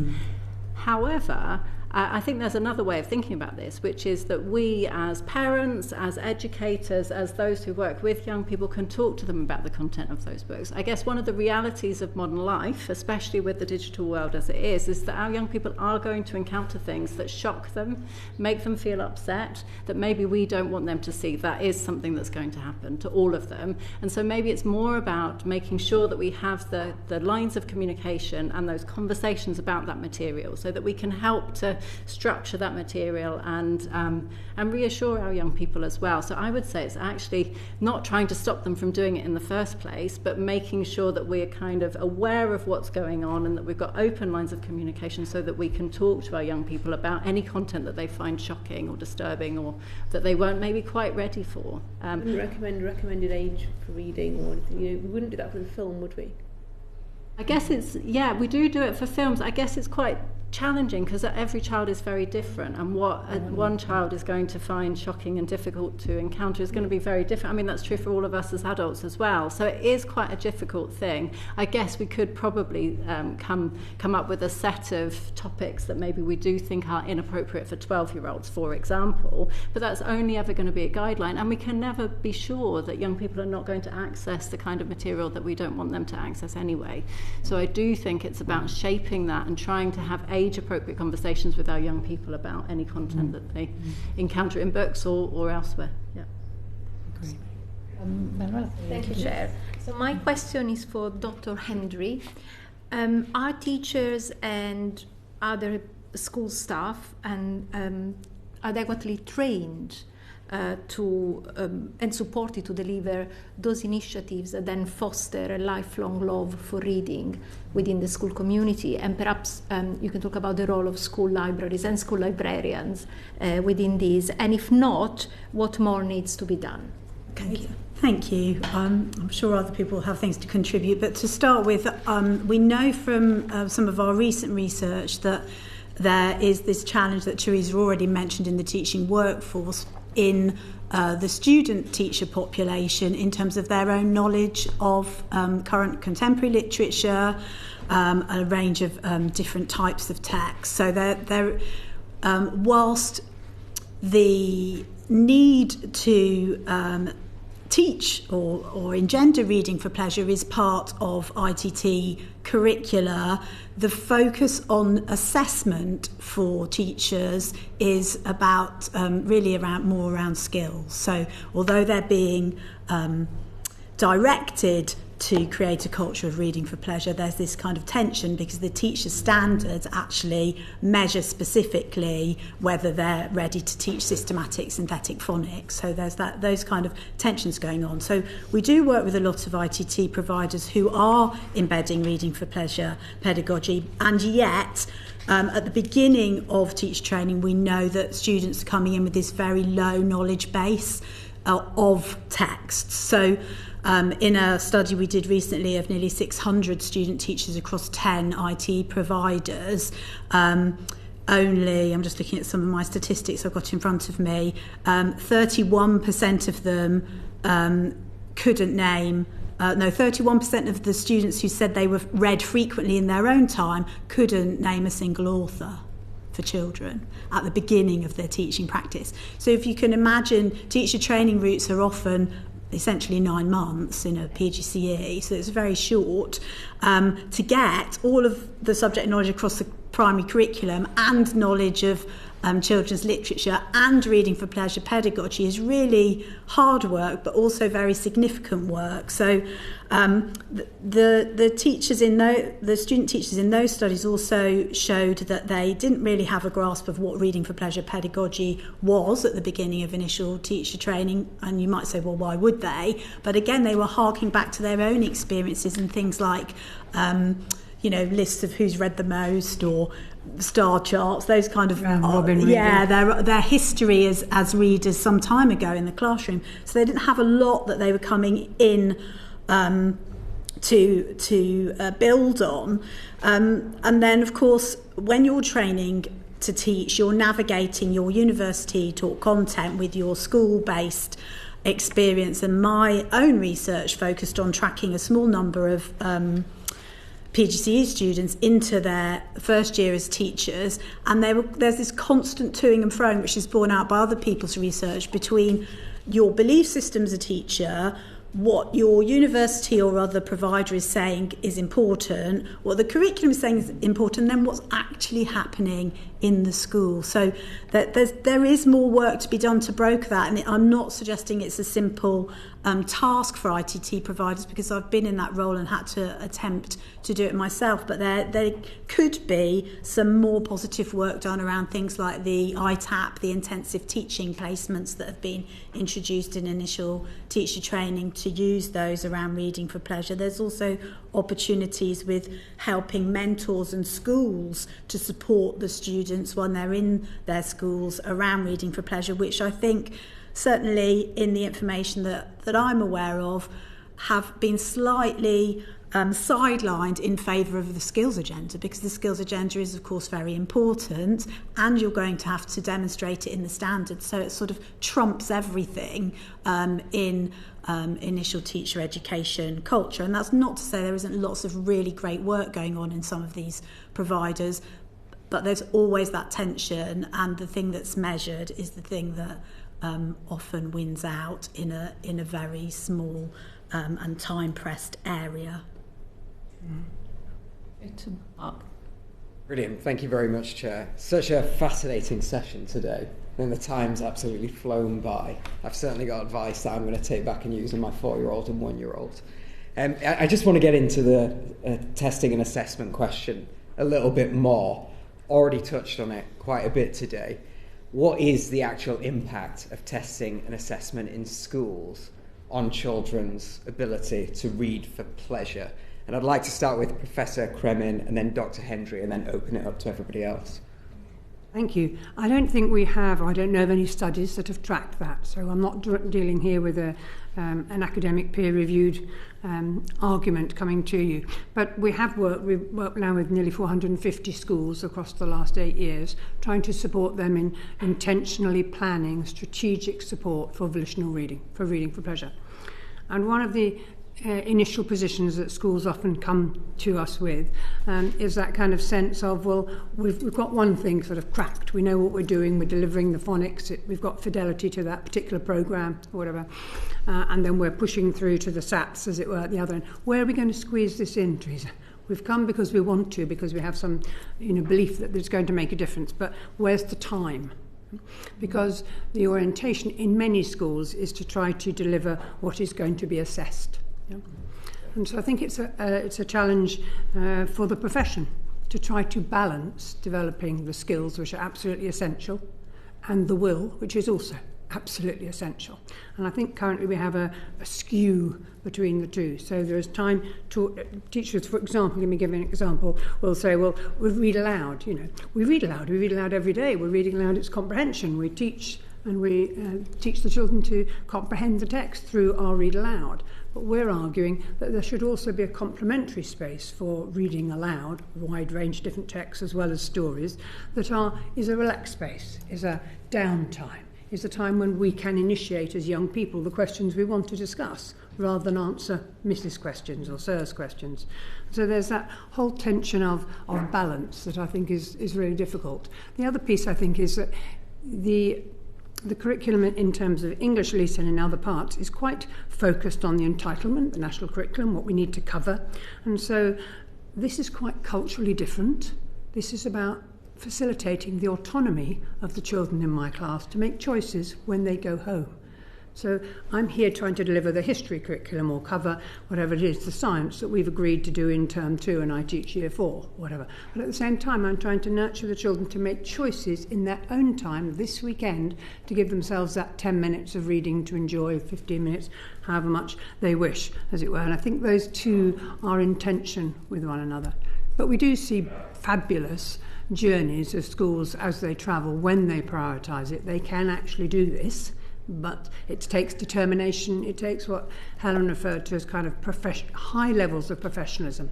It's much more demanding professionally to develop reading for pleasure, volitional reading outside your classroom, than it is to deliver a phonics programme within your classroom. Yeah. So I think that we really need to, back to a professional development argument, upskill the profession, support them, because they're keen to do so, to develop this professional nuance that is autonomy focused for the young people. Thank you. I don't know that I have a great deal to add to that, but I think the core things are around time and curriculum overload, or at least perceived curriculum overload by teachers, and that's what we hear when we're working with them. And because, as I've said already this morning, reading for pleasure is mandated in the curriculum but not tested. I'm not at all advocating that we should test it or could test it, by the way. The balance in the timetable is not given over to reading for pleasure. And teachers are really genuinely worried about a time in their day which doesn't feel like they're teaching something. It feels like they're not satisfying their job description. So it's only when we give them the power to understand the importance of those open child-led spaces, they understand that that's doing something really significant, that is of educational benefit to the children that they're working with, then they can go, oh, it's okay. I can be in this space reading alongside children. I can be in this space talking about what we've read. I don't have to lead the lesson in a traditional English curricular type of way. And I do think that is influenced by their expectations. The external assessment expectations make teachers focus on what needs to happen. It's just normal. In early years, we also see, very similarly, at the end of reception, there's some small-scale research that talks about the pressure of the GLD. I don't know if you know the terminology, the good level of development that children are expected to reach at the end of reception. And I'm using I'm sorry, I use that voice in a not professional way. There's nothing wrong with having standards and needing to support children on their developmental journeys, but it's a developmental journey, and sometimes there's some interesting research about parents being horribly disappointed because their children aren't reaching the good level of development and then really worrying about it. Children in reception already feeling that they're not good enough, and of course teachers and the bit before school, the early years practitioners, stressing about how they're going to get children to reach that. So I don't have simple solutions, and having been a teacher and a teacher educator and researcher for many years, I understand that all of these things have to interplay, and we need to have standards and curricula that drive us, but something has gone wrong in that balance to a certain extent when we know that those things are coming strongly from the classroom. So I'm afraid I can't offer easy solutions, but I am aware that that's a genuine challenge happening at the moment. Brilliant, thank you. Are there any other contributions on that open question? Just got a couple of follow-ups if not. Please. It might come up in the follow-ups, but I would just say it's about framing. I guess it's really important to frame assessment and frame the relationship between the assessment and what we want our young people to learn. We can, of course, have high-stakes assessments. We can have low-stakes assessments.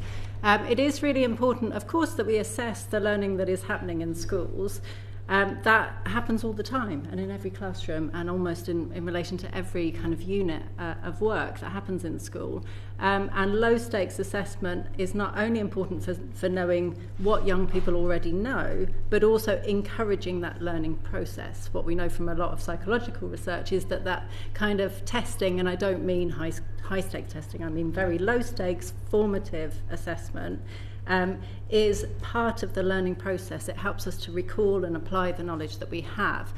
So it is really important to think about assessment as part of learning and think about those things in the round together. We do always need to be mindful of what the unintended implications of a particular assessment might be and how it is going to direct attention within the school and by teachers and by school leaders, and also how it is going to land with our young people.